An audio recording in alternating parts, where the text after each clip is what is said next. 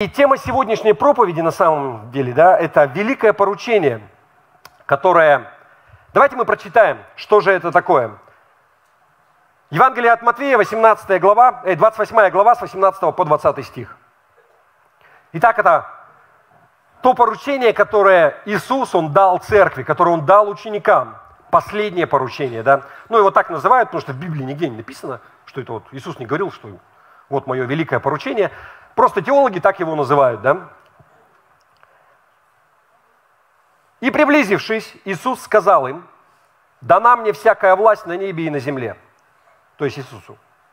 «Итак, идите, научите все народы, крестя их во имя Отца и Сына и Святого Духа, уча их соблюдать все, что я повелел вам, и вот я с вами во все дни до скончания века. Аминь». Другими словами, вы знаете, что он здесь говорит? Идите и расскажите людям, какова она жизнь с Иисусом на вкус. В том смысле, что мы не призваны, вы знаете, вот великое поручение, оно в чем состоит? Сейчас мы дальше коснемся, но самое сильное свидетельство – это свидетельство из твоей личной жизни.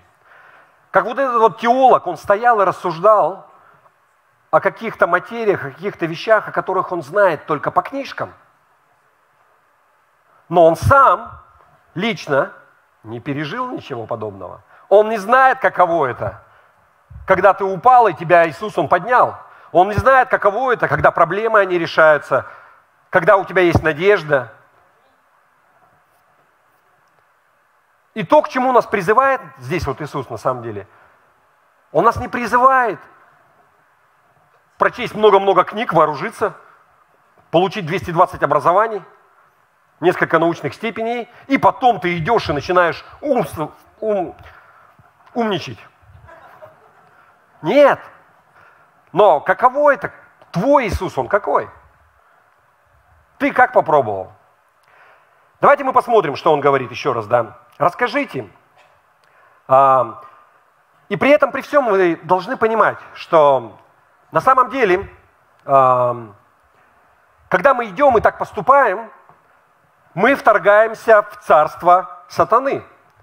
Вы знаете, я не очень часто вот как-то, касаюсь этого вопроса или предмета, но вы знаете, у людей много государств, много царств, и тут люди, они чего-то делят, но насколько Бог, вот для Него все, знаете, на земле есть два царства. Есть царство света, это царство Иисуса, и есть царство тьмы, то есть царство сатаны. Все, и нет ничего между ними. Посерединке нет ничего. Ты либо принадлежишь Иисусу, и если ты не принадлежишь, то ты под властью сатаны. Но если ты принадлежишь Иисусу, то тогда сатана над тобой не имеет никакой власти. И мы призваны вытаскивать людей. Великое поручение, оно в чем заключается? Когда ты идешь и ты рассказываешь людям об Иисусе, какой Он в твоей жизни, что Он для тебя сделал, ты их вытаскиваешь из царства тьмы в царство света, из царства сатаны в царство Иисуса. И понятно, что сатана, он, не очень радуется этому часто, да? То есть мы призваны к духовной войне, я подчеркиваю, к духовной, потому что люди часто путают теплое с мягким и атакуют людей физических. Нет, вы помните это местописание, что наша брань, то есть наша война, она не против плоти и крови, но против начальств, против духов злобы поднебесной написано. Вот это духовная война. Итак, Матфея 28, вы знаете, это наш крик, такой клич, вот когда в атаку идут, у нас в нашей армии кричат «Ура!». Вот это наш клич, когда мы идем в атаку.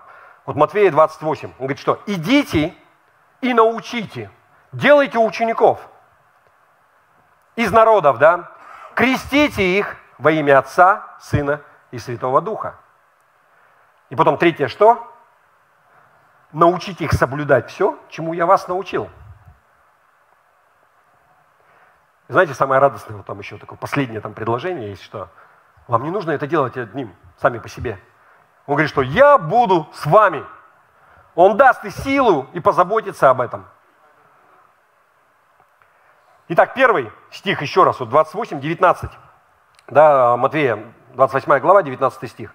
«Итак, идите, научите все народы, крестя их во имя Отца и Сына и Святого Духа». Вопрос, он к кому обращается? Кто идите? Кто научите? Ты и я. Это мы, да, он обращается к тем людям, которые познали Его, кто уже принадлежит Ему. Вот ты Его познал, Он к тебе и обращается. Иди. Если ты знаешь, каково это, если ты попробовал, ты знаешь, что жизнь с Иисусом, она сладкая. Он говорит, поделись этим. Он хочет, чтобы мы рассказывали об этом другим. Еще раз. Для Бога есть только два царства здесь на земле. Его царство и царство сатаны. И мы призваны подобным образом спасать людей. Или у нас весна наступает, вроде бы фонарики не так сильно светят. Мне прямо тепло.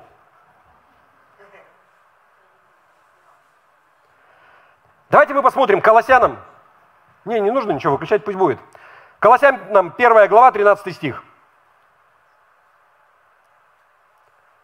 Здесь говорится, что когда мы становимся христианами, что происходит? Смотрите. «Избавившего нас от власти тьмы и введшего в царство возлюбленного Сына Своего».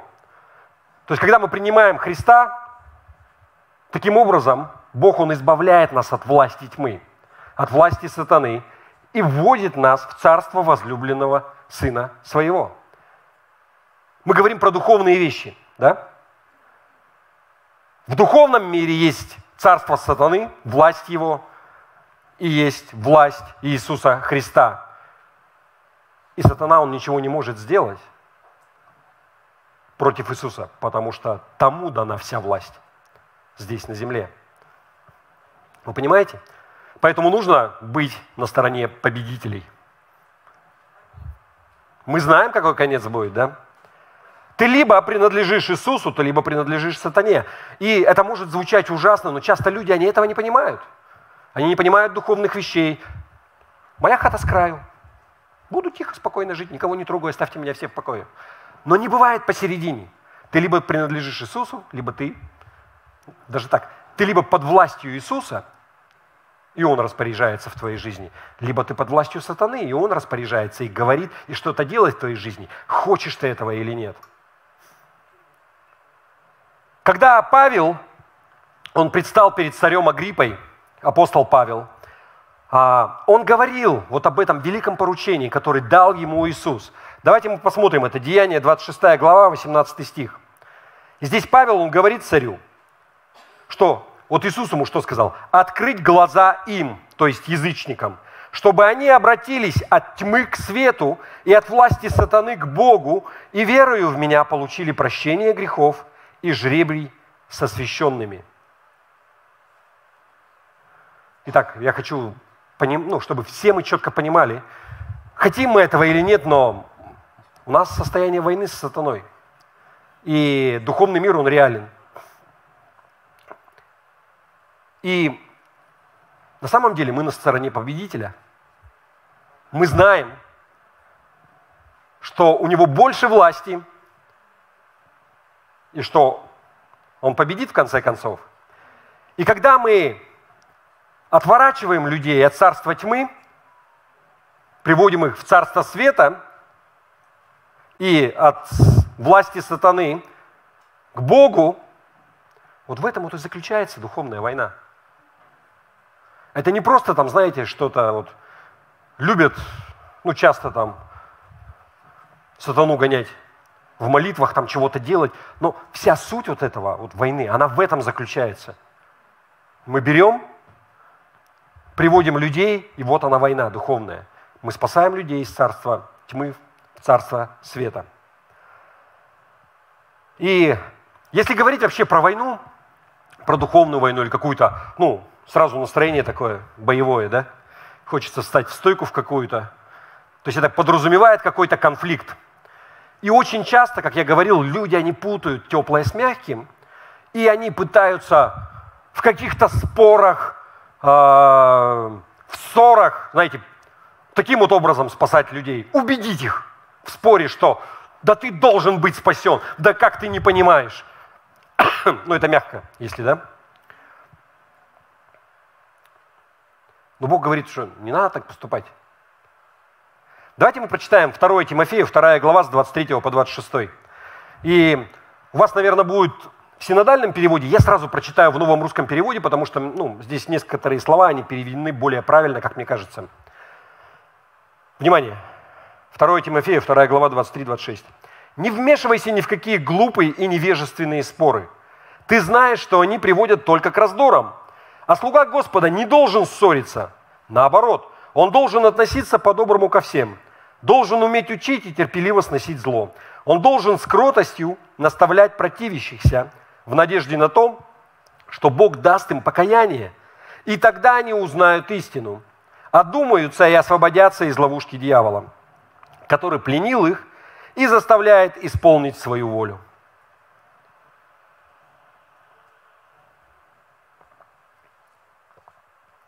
Каким образом мы ведем войну? Каким образом мы атакуем вот эти вот врата ада? Как мы приводим людей ко Христу? Мы не ссоримся с ними. Мы не ругаемся с ними, и мы не пытаемся их убедить, что они в корне неправы. Да как ты не понимаешь? Но мы же на чем фокусируемся? Мы добры, мы кроткие, не ввязываемся ни в какие споры. И мы надеемся на Бога, что Он их приведет к покаянию. Вы понимаете? Есть четко, вот есть твоя работа, есть Божья работа. И иногда не нужно, люди, они страдают, что да я вот столько там и делал, и так, и вот он не слушает. Да ты не Бог, потому что есть часть Божьей работы. То, к чему Бог тебя призвал, ты молодец, если делаешь, но дальше мы только уповаем, что, знаете, только Бог может привести к покаянию. Он дает это в сердце. Я вам хочу такой пример привести, тоже реальная история. Я слышал ее одного пастора, который рассказывал, что у них в церкви, у них была стандартная, может быть, для многих церквей ситуация, когда семейная пара, вроде бы, хорошая семейная пара, они в смысле, более-менее нормально живут, как многие люди. И жена, она вся в церкви, она посвящена, она верный служитель, там ходит. А муж, он не запрещает, так спокойно, холодно, как бы мимо проходит. И многие проповедники с этой церкви, они приезжали к ним домой. И там, знаете, под всякими благовидными предлогами, там, на ужин там приедут, и чего-то разговаривают, и там мужчины там потом мужа спрашивают, слушай, есть же время свободное в воскресенье, давай на собрание к нам придешь, и это, он говорит, знаете, он как-то одному ответил, у меня время свободное есть, но не в этот раз, не сейчас. И вот этот пастор, он рассказывает, что в один день он решил, также их навестить, приехал домой, его пригласили, и в процессе все шло хорошо, он так классно, общались, все здорово. И потом пришла их дочь, а дочь, она ходила совсем в другую церковь. Не суть, просто ходила в другую церковь. И она попыталась, знаете, у них там были какие-то теологические разногласия между деноминациями, и дочь, она попыталась вытащить вот этого пастора на такую дискуссию по поводу крещения, по-моему, какие-то различия, и давай там спорить, какие-то аргументы приводить. И он говорит, что я как хотел, как мог, старался избежать каких-то ссор, углы там сглаживал и просто говорил, я сюда пришел не для того, чтобы теологические споры устраивать, а для того, чтобы просто навестить твою маму, папу, и вот она такая, подросток, знаете, там, в общем, жжет напалмом все, глаголом. И, как-то, он говорит, понимал, что как-то, весь вечер он как-то скомкался, непонятно, вся беседа, она, ну, как-то не так пошла, и говорит, ты уже домой потом ехал, в машине такой немножко расстроенный, потому что, ну, я понимаю, что все пошло вообще не так, как я хотел, и, ну, понятно, что мы его в церкви не увидим. Прошло 2 недели, вы знаете, и он появляется в церкви, начинает ходить, проходил где-то месяц, потом пригласил 1 на 1 вот этого пастора, у него, ну, он любил там, у него мастерская была своя, в гараж, в общем, и говорит, слушай, я хочу принять водное крещение. И у них в церкви, у них прямо есть ванна, ну, баптистерий, где они крестят. Мы, говорит, долго оттягивать не стали, там просто они немножко воду подогревают, ну, включают какой-то кипятильник, немножко подогревают, он говорит, там несколько часов пришло, я, говорит, приехал и просто одного его крестил. И все, и он с той поры, вот как бы человек ходит в церковь,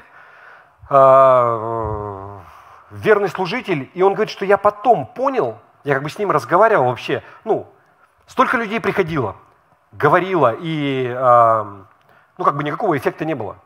Ну, что произошло, в чем отличие? И вы знаете, он говорит, что он увидел, что когда он пришел, и он не ссорился, он не спорил, он не отстаивал никакую свою позицию с дочерью, потому что этому мужчине, ему было важно, жена ходит в одну церковь, дочь ходит в другую. И вот эти вот ссоры, которые возникали там, да, ну, между мамой, может, дочкой какие-то вот там теологические, или вот люди приходили, и она там что-то говорила, цеплялись, и начинались ссоры. Вы знаете, это вообще никак его к Богу не приближало. А здесь он увидел, что для него это имело значение, что человек не пытается доказать свою правоту, во что бы то ни стало. И он увидел разницу. И именно это способствовало тому, что он пришел. Вы знаете, может быть, это какой-то частный пример. Все ситуации, они бывают разные. Но я вот не помню ни разу из своей личной практики, потому что по молодости у меня тоже такое было, там, знаете, каждый должен быть готов дать ответ о своей вере, там, о своем уповании. И ты думаешь, что тебе нужно защищать Бога в каждой этой. Вы знаете, Бог, Он не нуждается в защите на самом деле. Ну, Он Бог, да? Он может сам за себя постоять. И, опять же, ситуации бывают разные. Иногда, да, где-то нужно дать ответ, но вот часто вот в таких ситуациях смирение и любовь, она делает гораздо больше, нежели, знаете, такой позиция такая с открытым забралом и с мечом в руке. И интересная вещь, вот каким образом Иисус, Он делал себе учеников. Вы помните? Как это вообще, как процесс происходил? Вот мы призваны делать учеников для Христа. Как Иисус поступал? Ну, разумно же, да, посмотреть. Давайте мы посмотрим. Марка 1 глава, 16-18 стих.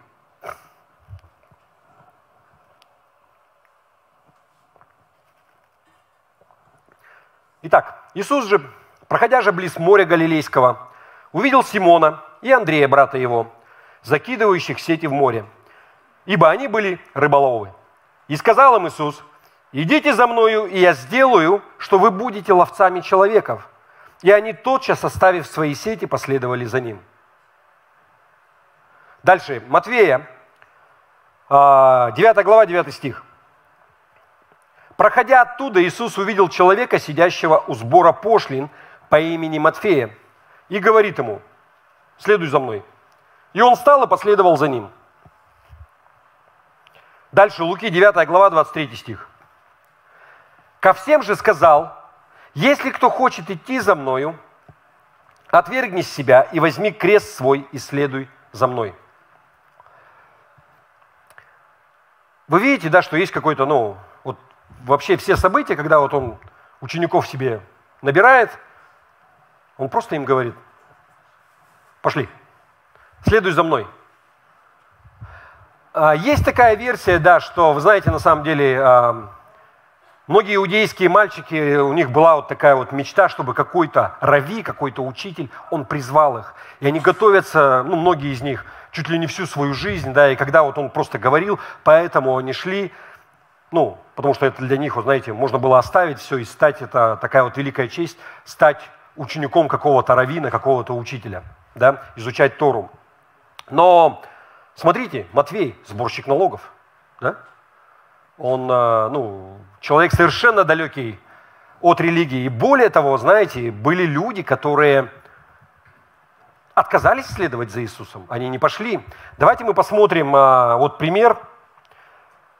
Вот только представьте, что бы произошло, если бы вот Матвей, он отказался бы идти за Иисусом, он сказал, никуда не пойду, у меня тут, да, я при деньгах, жизнь прекрасна, все хорошо. Да, и он отказался. Что бы произошло? Какие бы были бы действия Иисуса? То есть, смотрите, он всегда звал, он просто говорил, вставай, следуй за мной. Он не давал там, знаете, какую-то проповедь или лекцию на 20 минут, не расписывал им, как это прекрасно идти за мной, и что у тебя будет, и как будет тебе хорошо, и так далее. Ничего подобного не было, да. И я думаю, что если бы Матвей не пошел, я думаю, что Иисус, он знал, что он пойдет. То есть здесь как бы мы не совсем в равных позициях, может быть. То есть, да, Иисус, он знает сердца. Но, тем не менее, давайте мы посмотрим. Были такие люди, которые отказывались. Марка, 10 глава, 21-22 стих. Здесь к Иисусу сначала обратился молодой человек, и он говорит, что мне нужно, да, вот, чтобы унаследовать Царствие Небесное. Он говорит, что делай то-то и то-то и то-то. Он говорит, да я уже все это делаю. И с молодых лет моих я там все это соблюдал и так далее. И ему Иисус дальше говорит, смотрите, 10 глава, 21-22. Иисус, взглянув на него, полюбил его. Он ему понравился, он увидел его сердце, он полюбил его. И сказал ему, одного тебе не достает. Пойди, все, что имеешь, продай и раздай нищим, и будешь иметь сокровища на небесах. И приходи, последуй за мною, взяв крест. Он же, то есть этот молодой человек, смутившись от всего слова, отошел с печалью, потому что у него было большое имение. И мы не будем касаться, смотрите, здесь частный случай, да, вообще, и я не хочу сейчас этого разбирать, но на чем заострить внимание? Иисус погнался за ним. И говорил, слушай, да ты не знаешь, что ты теряешь. Он ему просто сказал, тот отказался, ушел опечалившийся. Иисус его просто отпустил, хотя он полюбил его. Он ему понравился. И многие вещи он делал, да, но отказался. Что я пытаюсь сказать? Когда ты будешь рассказывать людям о своем Иисусе, каково это на вкус, жить с Ним, многие люди, если не большинство, они просто развернутся и уйдут. И они не воспримут. И не нужно себе волосы рвать на голове. Если у Иисуса такие ситуации не были, они у тебя будут. Даже ему отказывали.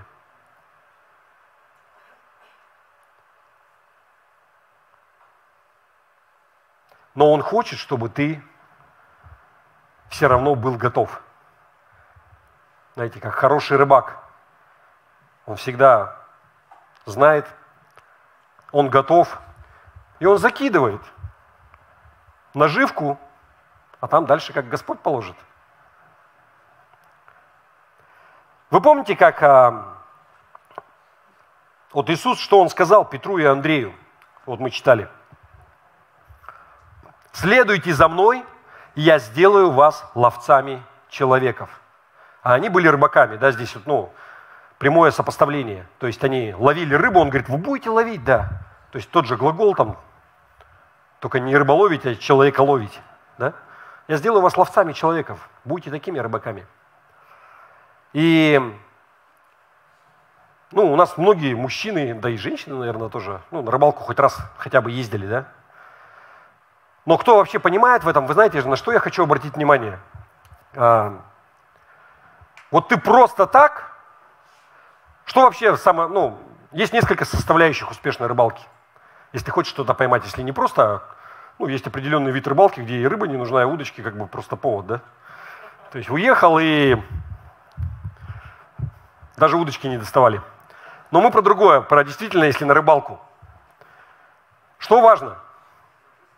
Важно место, важно время, наживка важна.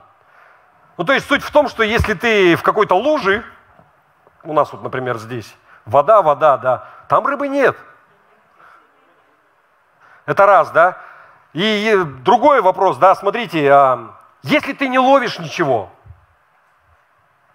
ну, рыбак, он понимает, что нужно либо место сменить, переехать, либо в другое время прийти, потому что есть определенная, да, вот, утренняя зорька, вечерняя зорька, определенный вид там по ночам и так далее. Либо наживку нужно сменить. Нужно предпринимать какие-то действия. Ну, вы понимаете, да, я параллели, я про духовное сейчас говорю. То же самое. Есть время и место всему. Иногда оно просто неуместно, но не будет там ничего ловиться. Знаете, вот такой пример привести. Ну, если кто-то знает, я вообще с уважением к этому брату у нас, ну, не в нашей церкви, но, может быть, вы знаете его.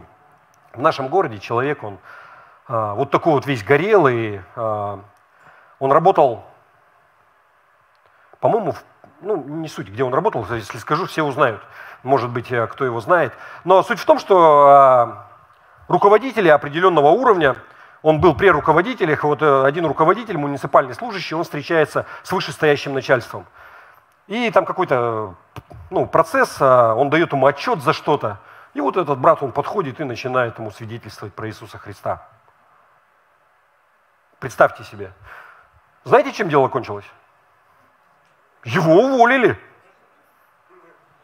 А он так долго искал эту работу, там пытал. Время и место.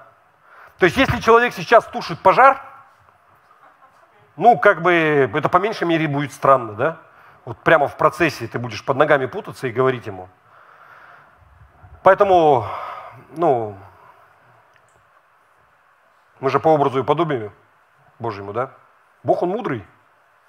В голову Он дал, в том числе для того, чтобы мы думали, пользовались ей, да? Вот. Итак,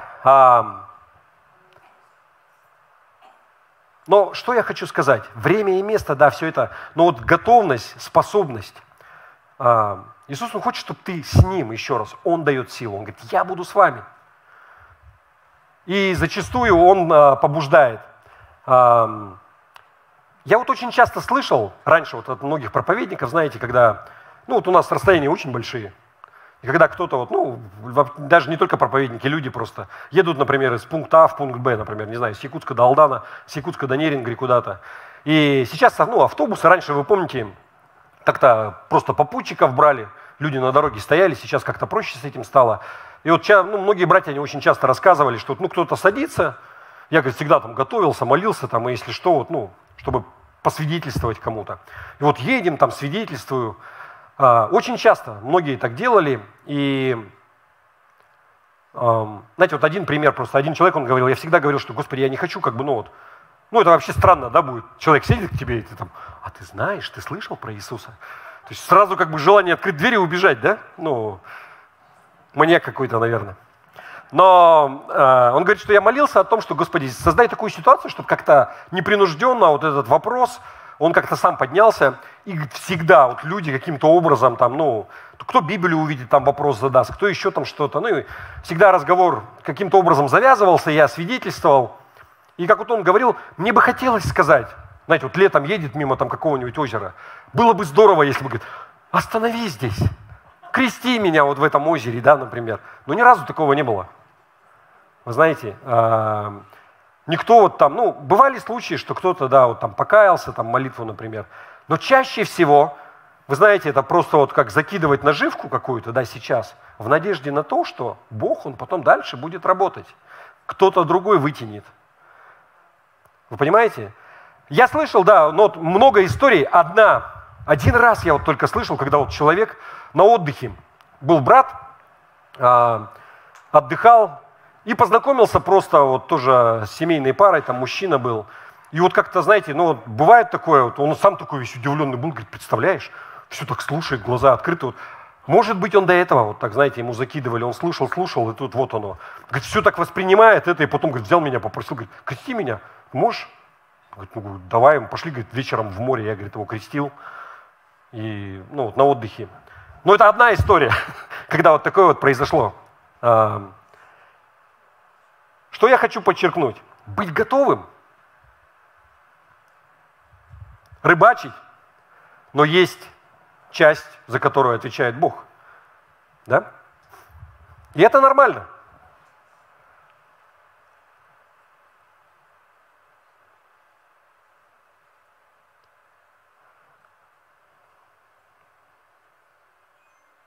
Что я хочу сказать? Я просто хочу вам сказать, что нам нужно быть готовыми. Вот просить Бога: Господи, да, знаете, я не бегаю по улицам и не пристаю к людям. Ну, при всем уважении, я не знаю, знаете, вот если кто-то бывал в таких городах, я не знаю, вот например, в Сеуле ходят какие-то, ну, знаете, там, транспарант спереди, сзади, вот как сэндвич такой одевают. Покайтесь, и либо приблизилось Царство Небесное по улицам. Ну, это такой, знаете, мне кажется, вот как бы люди воспринимают уже просто как часть городского пейзажа. Ну, какой-то очередной городской сумасшедший. Как бы вот, ну, я вот так это, например, вижу. Никто особо не обращает внимания, не знаю, насколько это эффективно. Может быть, у них есть какое-то откровение от Бога к этому, да. Но мы должны быть готовы, мы должны молиться: Господи, дай такую возможность, да, вот, ну, быть готовым. Если человек, ты видишь, хорошее место, хорошее время, и вот как-то есть, да, и разговор, тогда делиться тем, а какой твой Иисус, на вкус, какова жизнь с Ним. А потом дальше надеяться, что Бог, Он приведет его к покаянию. И если ничего не произошло, ну, не расстраиваться очень сильно.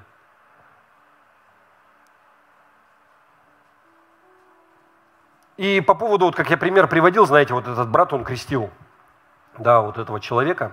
Я вам хочу сказать, что ко мне часто вот люди приходят и говорят: ну, можно креститься вот там, или нужно ли перекрещиваться? Вот мы ходили там в церковь, например, и нас уже крестили. Вот мы к вам сейчас пришли, вот что делать? Перекрещиваться? Ну и вот всякие подобные вопросы. Или вот там, кто должен крестить? Только священник и так далее. Вы знаете, вот если смотреть по Библии, я не вижу вот этого. На самом деле, если есть вот такая ситуация, человек, он покаялся, ты можешь крестить его. Не нужно быть доктором теологических наук, трижды пастором там и так далее. Но, наверное, знаете, как меня один раз подросток спрашивала. У нее, ну, они куда-то уехали, и подружка ее, она покаялась и хотела принять водное крещение. Где-то, ну, не в городе они были. И говорит: можно я буду, ну, крещу ее или нет? Ну, можно.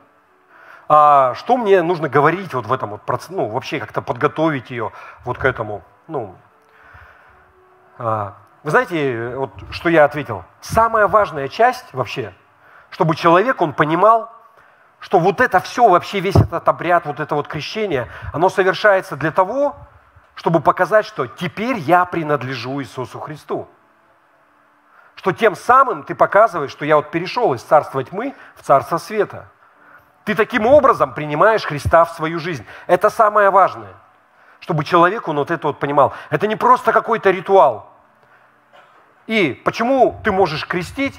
Потому что если ты понимаешь, что вот этот вот ритуал, этот обряд, он для того, чтобы человек, он стал принадлежать Иисусу Христу, то тогда ты можешь проводить. Потому что мы не крестим в церковь. Мы не крестим в какое-то религиозное объединение, в какую-то организацию. Но мы крестим в Иисуса Христа. Ты Ему принадлежишь. Вы понимаете? Вот это вот важно. И поэтому, когда люди спрашивают, я всегда спрашиваю: вас крестили в церковь? Или, ну, если вы приняли Иисуса Христа как Господа и Спасителя, если вы в Него крестились, не надо перекрещиваться. Ну, если вы не уверены и так далее, мы вообще спокойно, как бы, да. Нет в этом ничего такого. Сейчас вот как бы такой случай, вот забавно, Любовь Николаевна мне рассказывала вот просто про одну женщину, она говорит: она вот вчера приняла покаяние. Я говорю: здорово, потому что 2 недели вот она ко мне тоже подходила и тоже покаялась. И, ну, нет ничего страшного в этом. Вы знаете, если человек, ну, может быть, чего-то недопонимает, ну, нормально.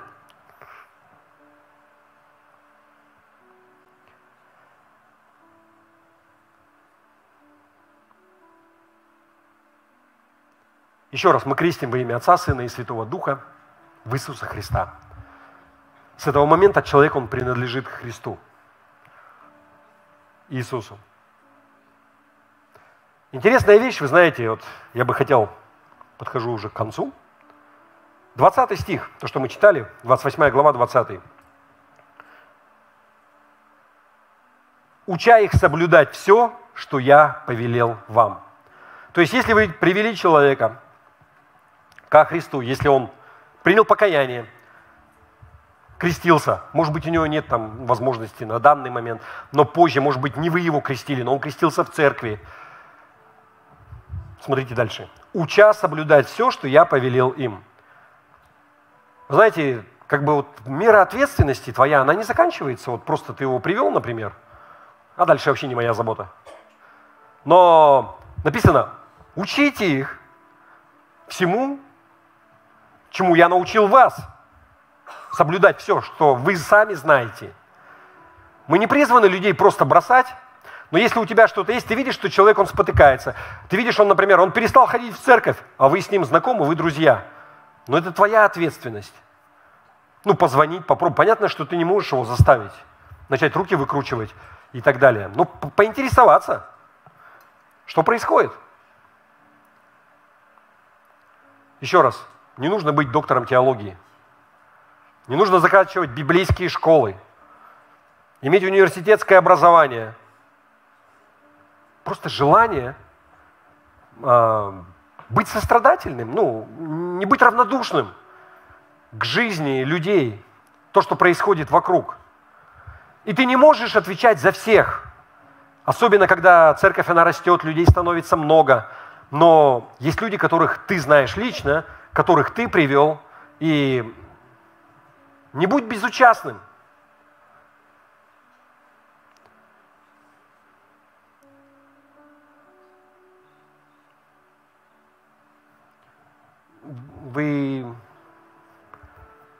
Я надеюсь, не очень сумбурно, я пытаюсь куда-то вывести.